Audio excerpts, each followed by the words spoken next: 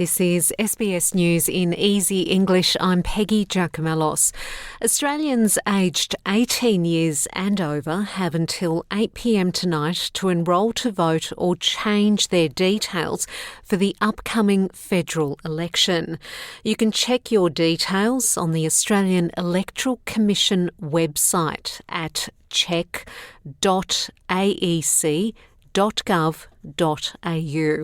Election Day is on Saturday the 21st of May. Ukrainian refugee numbers have reached 5 million, less than 2 months since the Russian invasion. This figure does not include the estimated 7.1 million people within Ukraine who are in desperate need of food, shelter and protection. The conflict has seen the rapid increase in the need for humanitarian supplies and support.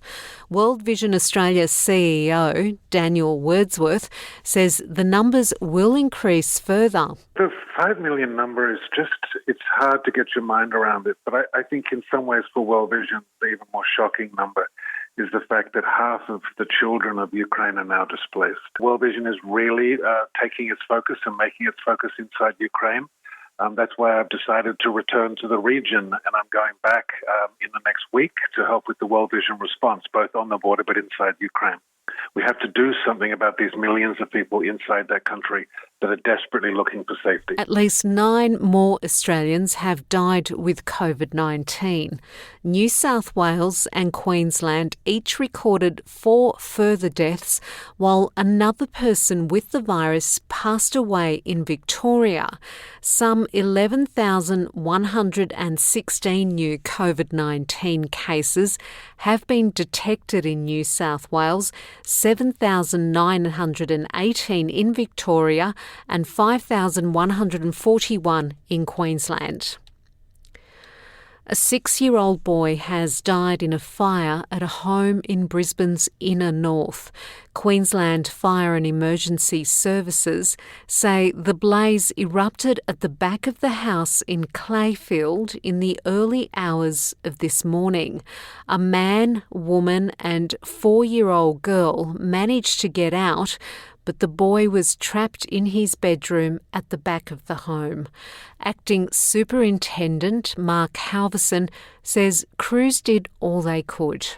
The crews are really well trained and they're experienced in this sort of thing, but yes, it is devastating for them as well. So they did the very best that they could, and I know that they themselves are feeling down, and the end of Easter for the crews is also going to be a really sad time for them.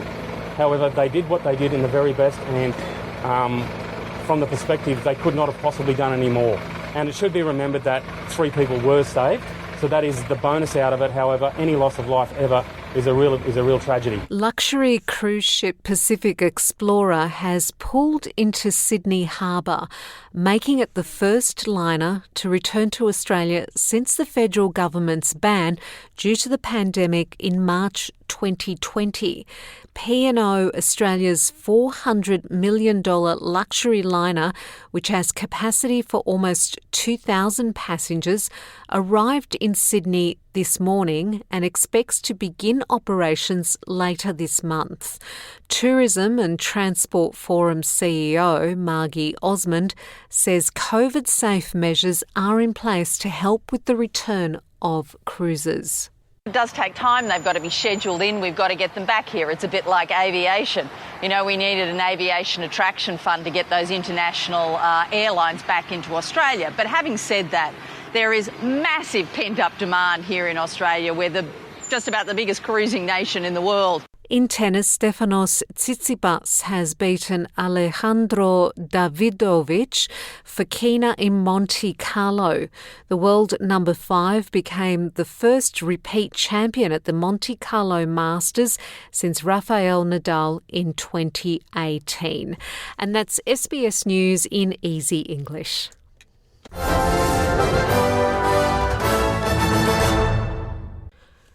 This is SBS News in Easy English. I'm Peggy Giacomellos. Ukraine's President Volodymyr Zelensky says Russia has started a major offensive in the country's east. Russia declared the capture of the Donbas region its main goal of the war after its attempt to storm Kiev failed.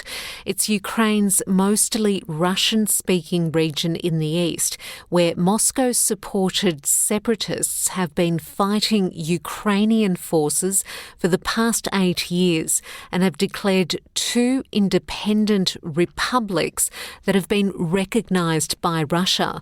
Mr. Zelensky says Ukrainian forces won't give up the fight. Now we can already state that Russian troops have begun the battle for the Donbas, for which they have been preparing for a long time.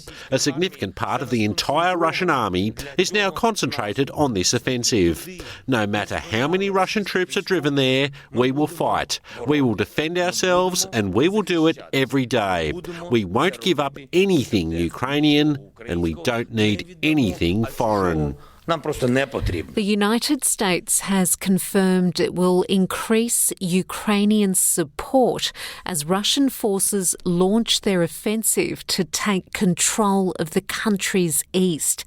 Pentagon spokesman John Kirby confirmed that the US has been transporting weapons from the $800 million security package into the region. He says it's clear that Ukraine will be in need of increased military aid given Russia's reinforcement. I mean, we have seen the Russians continue to flow in enablers, capabilities that will help them fight in the Donbass going forward. That's artillery, rotary aviation, helicopter support, command and control enablers, and we do believe that they have reinforced the number of battalion tactical groups in the east and the south of Ukraine. New South Wales Premier Dominic Perrottet has announced the establishment of the Northern Rivers Reconstruction Corporation in response to the flood disasters earlier this year. The program aims to rebuild the Northern Rivers back in a stronger way to protect the community going forward. The Premier says the corporation is expected to be in place for 3 to 5 years, or however long it takes to get people back on their feet. We know that getting people back on their feet, getting people back into homes, rebuilding towns and communities takes time. And this corporation will ensure we build back stronger, better, and in a way that protects people well into the future. Eileen Sikamatana could become the first woman to win Commonwealth Games gold for 2 different countries as she headlines Australia's weightlifting team in England later this year. Sikamatana claimed gold for Fiji in the 90-kilogram class on the Gold Coast as an 18-year-old, then switched to competing for Australia, becoming a citizen in 2019. The 22-year-old will feature in the 87-kilogram classification at the Commonwealth Games. And that's SBS News in Easy English. Welcome to SBS News in Easy English. I'm Amy Hall. Opposition leader Anthony Albanese says Australia's aged care sector is in crisis. Thousands of aged care workers in Queensland, Western Australia and South Australia have voted in favour of strike action over low pay and understaffing, which Labor says it supports. Mr Albanese says his party's 5-point plan to overhaul the system includes pay rises for staff based on Royal Commission recommendations. He says workers in the sector are despairing. This is tough work. It's physically demanding. They have people who are living in their own soil, unable to be changed for days. There is a crisis in this country, and that's what this election is about. Prime Minister Scott Morrison has hit back at criticism that his government has mismanaged foreign relations in the Pacific after the Solomon Islands signed a security agreement with China. Labor has described the pact as the worst Australian foreign policy failure in the Pacific since World War II. But Mr Morrison says Australia can't tell Pacific leaders what they can and can't do. He says he's been taking strong action against China, trying to interfere in the region. I mean, I was the one who stood up and called out China on the pandemic. I was the one who called out their interference. I was the one who did all of this, and I was the one criticised for it, including by the Labor Party. Victoria will ease most COVID-19 restrictions from midnight on Friday. Masks will no longer be required in primary schools, early childhood centres, retail, or at events of any size. The vaccine mandate will also end for venues, as will the requirement for staff and patrons to check in using the service's Vic app.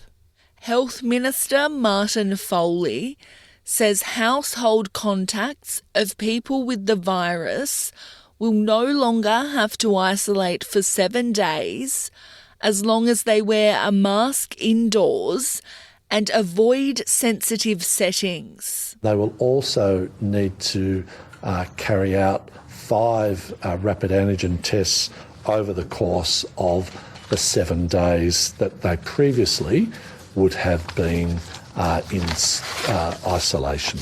New South Wales is also removing the 7-day isolation period for household contacts. They will have to do daily rapid antigen tests, wear masks indoors, and avoid high-risk environments like hospitals and aged care centres. They also must tell their employer they're a close contact and work from home where possible. And Guide Dogs Victoria is investigating its chief executive's endorsement of Treasurer Josh Frydenberg in flyers distributed across his Melbourne electorate. Karen Hayes appears on the promotional material holding a puppy, backing Mr Frydenberg as the member for Kooyong.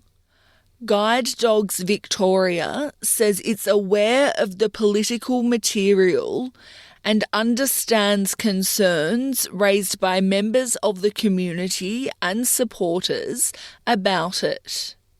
It says it is committed to its work as a charitable, apolitical organisation.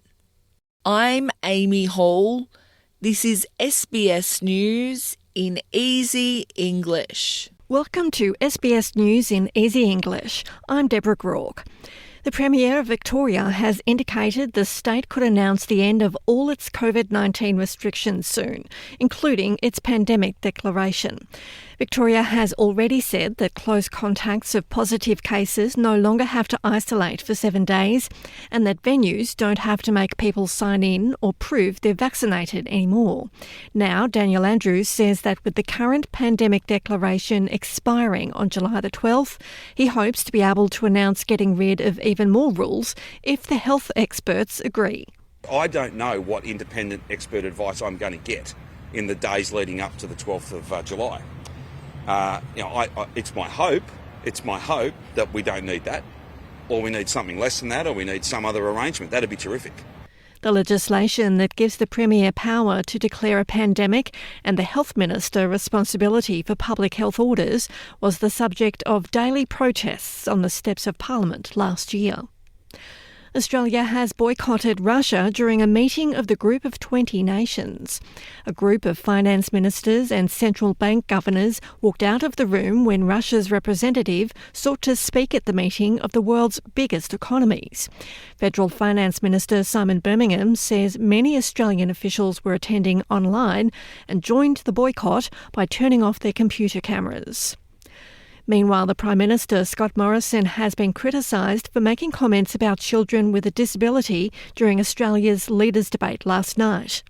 The debate was held in Brisbane between Mr Morrison and Labor leader Anthony Albanese and broadcast on Sky News. A woman told the Prime Minister that NDIS funding had been cut by 30% for her 4-year-old autistic son and asked him what the future of the insurance scheme was. Mr Morrison told the voter his government was fully funding the NDIS, but there has been an overwhelmingly negative public reaction for the following statement. Jenny and I have been blessed. We've got 2 children that haven't had to go through that. And so for parents with children who are disabled, I can only try and understand your aspirations for those children. And I think that is the beauty of the National Disability Insurance Scheme. The Prime Minister has since defended his comment. He says it was made in good faith and that the woman who asked him the question did not seem to react badly to what he said. Australia is not the only country having a leaders' debate, with the leading candidates in France's presidential election also appearing in a televised event overnight. The current French President Emmanuel Macron is facing a strong challenge from his far-right opponent Marine Le Pen in the presidential election, which will be held on Sunday. During the debate, Mr Macron accused Ms Le Pen of having links to Russia through loans that her party has taken out from a Russian bank. I believe again you were one of the first European politicians back in 2014 to recognise the outcome of the annexation of Crimea. Why did you do it? And I say this with great gravity tonight because for our country this is bad news because you depend on the Russian power and you depend on Mr Putin. The Russian military looks to be close to taking control of the Ukrainian city of Mariupol. Russian forces have been repeatedly attacking the city for weeks, and Ukraine says Russia is now dropping bombs on a steel mill where hundreds of people are in hiding in underground tunnels.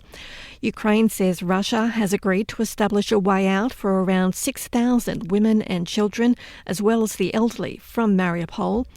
A Ukrainian military officer has also posted a video message on Facebook asking for the world to help them get out. This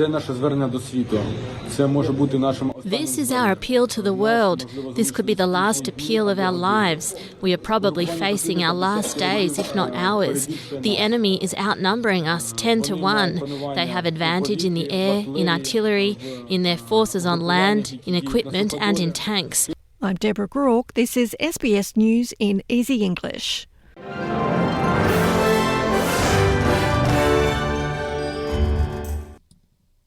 Welcome to SBS News in Easy English. I'm Gareth Borum. Labor says it's been prepared for weeks for the potential sidelining of party leader Anthony Albanese during the election campaign due to a positive COVID-19 diagnosis. Mr Albanese returned a positive PCR test result just before he was due to board a flight to campaign in Western Australia in week 2 of the 6-week campaign. Instead, the opposition leader has been forced into 7 days isolation in his Sydney home, where he's hoping to continue doing press conferences online while the party says it's an opportunity to showcase the strength of the Labor team. Labor's campaign spokesman Jason Clare has played down concerns that Mr Albanese is largely unknown with voters, saying the real problem is that voters know Prime Minister Scott Morrison too well. They know that he failed them during the floods when people were stuck on their own roofs waiting for helicopters. They know that this government has deliberately kept their wages low for a decade. They know that this government has rorted taxpayers' money for their own benefit. Western Australian Premier Mark McGowan has also tested positive to COVID-19. Under WA restrictions, Mr McGowan was already completing 7 days isolation after a family member came down with the virus earlier this week. In a statement, the Premier says it's not surprising he has contracted the virus, but did not give an update on his condition. He says his quarantine period will now be extended to next Thursday, and he will continue to work from home during this time.